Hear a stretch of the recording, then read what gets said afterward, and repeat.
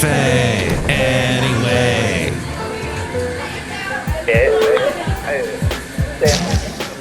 Mike's Daily Podcast. Hello there. It's Mike, your daily guy who tells you things that you might find interesting. Mike's Daily Podcast. Or maybe you don't, but that's okay because maybe you do psychologically. When I tell you stuff, you go, wow, Mike, that's amazing. I mean, you're telling me things that I didn't know. I mean, I couldn't find that on the internet, or maybe I could and I didn't have the time to look. Thank you, Mike. Maybe you're singing that song that was very lyrically interesting, wasn't it? Mike's Daily Podcast. So that's what this show is about, and it's Mike trying to get the microphone to work. Mike's And so it is, Daily in fact, Mike, Podcast. as in Mike Matthews, and Mike as in a microphone. Jolly good. Yes. Well, all right, I think we're good. There's this little thing that I've discovered thanks to Ken, who's been on the podcast before, and that is sometimes a computer will want to record in 4,800 megabits per second, which is what I don't want. I want the 41,000. And that way it's 41,400, I think is what it is. Yeah. And I was just saying, how does that happen? How does stuff get switched? Well, a lot of the software that you use, like Zoom and whatnot, wants to be in that different range. They want to, let's see, because, 44,100 hertz is what I meant. And what it wants to default to is 48,000 hertz. This is my little very limited knowledge of anything technical telling you about this stuff, and I hope you found it fascinating. Okay, you didn't. I get it.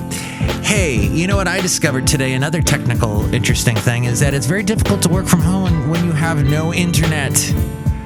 Xfinity and AT&T were having issues today. And here's today's podcast picture. Corporate was having issues with AT&T. I was having issues with Xfinity. It's been crazy today. So when that happens, then I got to find a carrier pigeon and try and get that to work for me for working at my job. But what I ended up doing, and I ended up getting lucky and it started working again, but it was very weird, very blotchy. So now I have the Xfinity page open for, what is it called? This is the status page. The status center. That's right, Basil. Basil saw me one time get so mad at Comcast, Xfinity. Oh, do you remember that, Basil? He was sitting on the couch while I was waiting forever, talking to some Comcast person, Xfinity person. I'm sorry, I don't know what accent it was. It was very hard to decipher. Had I known the person I was talking to my entire life, I'd probably be able to understand them, but the English was very odd. So somehow we got through it, and and for some reason I still have Xfinity, but the late great Basil the Boxer, expressing my frustration in his bark just then.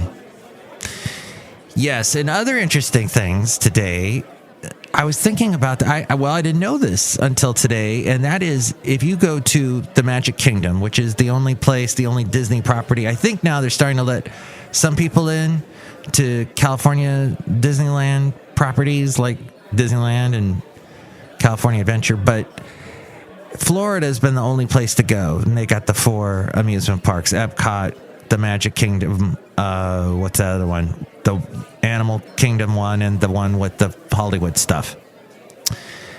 But you got to wear masks, and they have specific rules about what kind of masks you can wear. Yes, they're mask snobs. They're being very careful. When this whole thing started a year ago, I was wearing a bandana that had like a big paw print on it.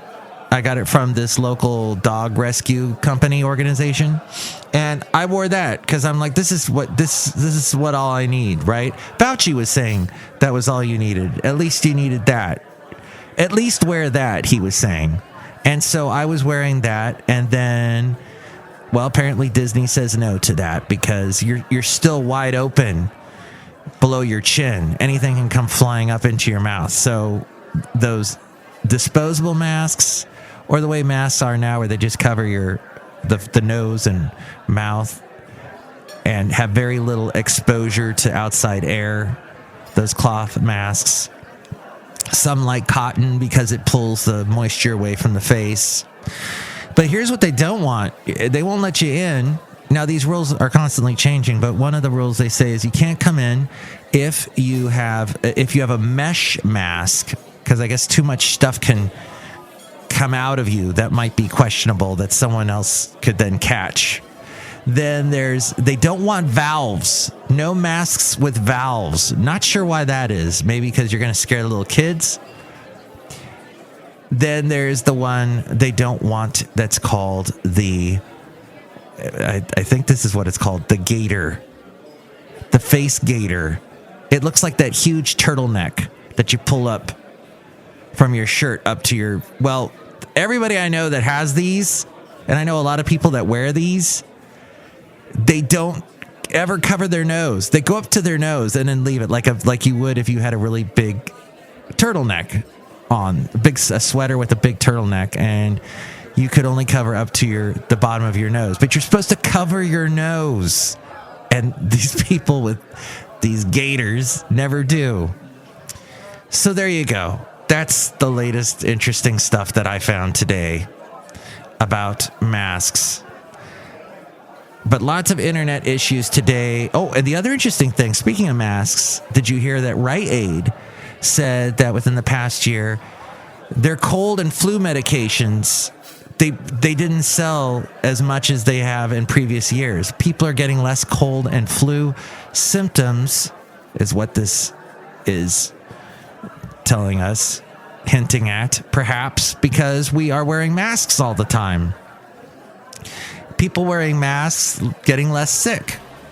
So maybe is this something we're going to continue? Maybe we shouldn't be so anti-mask as we go outside a cafe anyway, where we bring you Mike's Daily Podcast, somewhere in Podcastro Valley, the last place on earth. I don't know. But I do know that I had an article and I lost it. Oh, okay. Well, there are new nutritional facts. We're outside a cafe anyway, somewhere in Podcastro Valley, the last place on earth.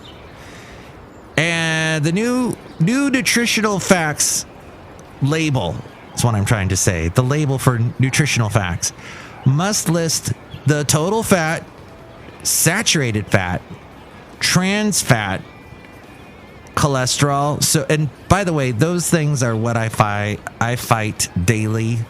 Here I am in my early 50s. My doctor's always telling me, your cholesterol, you got the bad fats, too much of the bad fats, you need the good fats. So that kind of stuff I need to know. Plus, they let you know in these new labels, total carbohydrate, sodium. Yeah. I think we ingest too much salt as a society. We love the salt. Everybody wants to salt everything. But there's so much salt already in anything you get that's processed. Dietary fiber also is listed on this label. Total sugars, added sugars, protein, and certain vitamins and minerals.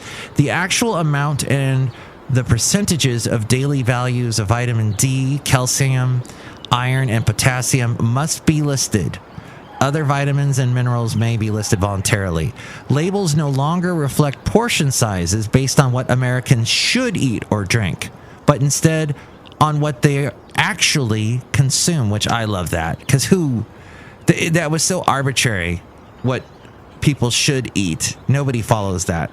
But if you tell me that this bag of potato chips is 7 billion calories, then, okay, I maybe won't eat this entire bag of potato chips, maybe won't even buy it. For instance, the serving size for a soda went from 8 ounces to 12 ounces, and a serving of yogurt went from 8 ounces to 6 ounces. Because people like yogurt less than drinking gallons of soda. Additional changes include serving sizes and calories printed in a larger bold font, dual columns on some products with the nutrition information for a single serving in one column and for the entire package on the other column. So that's what it means when there's 2 columns. I'm going to change my name to Column Matthews. Don't you want to be called Colin Matthews? No, I want to be Column Matthews. Sounds cool. Did you notice the last show was called Tutu? I came up with that. Oh, I haven't even told you what the podcast picture is today. I haven't even finished this article that I started reading from Costco Connection, but I think you're saying, Mike, you're being merciful. Stop it. Alrighty. I think I will. I think we'll take a picture. Oh, yes. Lots of pictures from February lately on Mike's Daily Podcast. And you can see all the podcast pictures at mikesdailypodcast.com. But we did some really fun stuff in the month of February because of my lovely lady friend's birthday. I have a picture of a bunch of cherry tomatoes sitting in a pan with a huge cube of feta cheese sitting on top of it. Should I make that the podcast picture? That was good. It melted down, and then you add, pasta. Spaghetti to it, and you kind of mix it all up. That might have some calories to it, I think. Have we used this podcast picture yet? I took this one. Where is this? We're going to maybe do a nice podcast picture from the Coal Canyon Regional Recreation Area. This is near Canyon Middle School. Oh, okay, this is Coal Canyon somewhere. I have no idea where this is. I need to get out more often is what you're saying, and figure out, or at least know where I am when I get out. The Coal Oh, all right. Well, this is on a trail in Coal Canyon. We'll post that at mikesdailypodcast.com. That's in Podcastro Valley. You should visit it. I mean, it's not that huge. You can cover it within an hour. It's pretty small.